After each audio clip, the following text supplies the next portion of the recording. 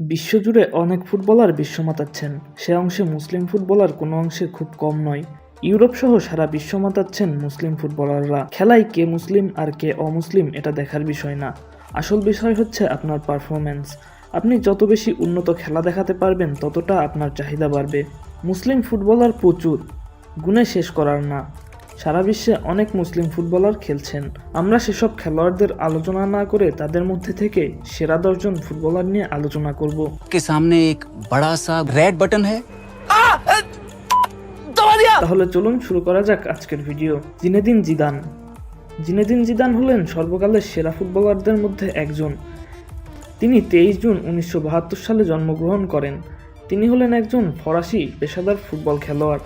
বর্তমানে তিনি ম্যানেজার ও কোচের দায়িত্ব পালন করছেন। বর্তমানে তিনি রিয়াল মাদ্রিদের কোচ। 1998 সালে ফ্রান্সের বিশ্বকাপ জয়ী দলের সদস্য ছিলেন জিদান।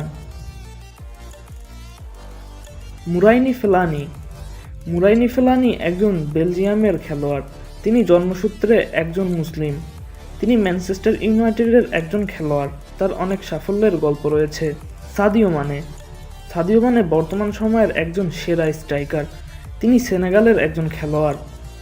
লিভারপুলের তিনি একজন নিয়মিত খেলোয়াড়। লিভারপুলের যে বর্তমানে জয়জয়কার অবস্থা এই সাদিও মানের অবদানে। তিনি ছোটবেলায় চামড়ার মধ্যে কাগজ ঢুকিয়ে লাথি দিতেন। আজ তিনি বিশ্বের অন্যতম ফুটবলার। তার বাবা সেনেগালের একটি মসজিদের ইমাম। সাদিও মানে ব্যক্তিগত জীবনে খুব ধর্মভীরু। তিনি 5 ওয়াক্ত নামাজ আদায় করেন, এটা তার নিজের বক্তব্য।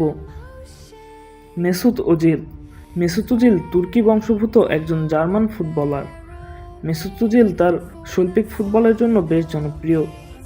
তিনি ব্যক্তিগত জীবনে খুব ধার্মিক। তিনি ড্রেসিং রুমে কোরআন পাঠ করে থাকেন।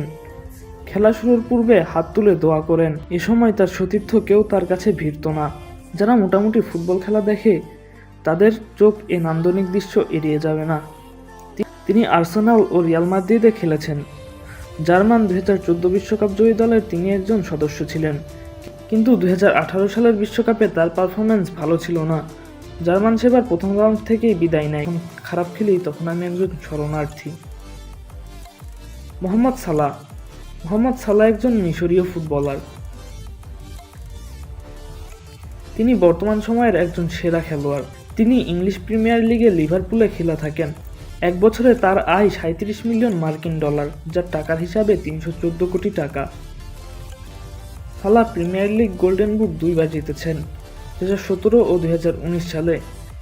ইব্রাহিমোভিচ হলেন একজন সুইডিশ পেশাদার ফুটবলার। তার মূল নাম জালাতান ইব্রাহিমোভিচ। তিনি 3 অক্টোবর 1981 সালে জন্মগ্রহণ করেন। তিনি বর্তমানে সিরিয়া এর হয়ে মিলানে খেলে থাকেন। তিনি সুইডেন ও ইন্টার মিলানের ক্যাপ্টেন। জালাতান ইব্রাহিমোভিচ একজন জনপ্রিয় মুসলিম ফুটবলার। ইব্রাহিমোভিচ ফরাসি ক্লাব প্যারিস সেন্ট জার্মানে খেলতেন। তিনি সেখানে খুব ভালো খেলা উপহার দিয়ে দর্শকদের মন মাতান। করিম বেনজেমা বর্তমান সময়ে যদি সেরা স্ট্রাইকারদের তালিকা করা হয় সেখানে জায়গা করে নেবেন করিম বেনজেমা। তার নাম হলো করিম মোস্তফা বেনজেমা। তিনি 19 ডিসেম্বর 1987 সালে জন্মগ্রহণ করেন। তিনি একজন ফরাসি ফুটবলার। তার জীবনের সাথে রয়েছে এক দীর্ঘ উত্থান পতনের ইতিহাস। করিম বেনজেমা বর্তমানে রিয়াল মাদ্রিদে খেলে থাকেন। তিনি আক্রমণ ভাগের একজন মূল স্তম্ভ রিয়ালের জন্য। করিম বেনজেমার জাতীয় দলে অভিষেক হয় 2007 সালে। তিনি প্রথমবারের মতো বিশ্বকাপে অংশগ্রহণ করেন 2014 সালে, আর সে বিশ্বকাপে তার পারফরম্যান্স ছিল অসাধারণ। তিনি 3টি গোল করেন ব্রাজিল বিশ্বকাপে, কিন্তু তিনি বাদ পড়ে যান 18 বিশ্বকাপ থেকে। 2022 সালে তিনি ব্যালন ডি'র জিতেন। ধন্যবাদ সবাইকে ভিডিওটি দেখার জন্য।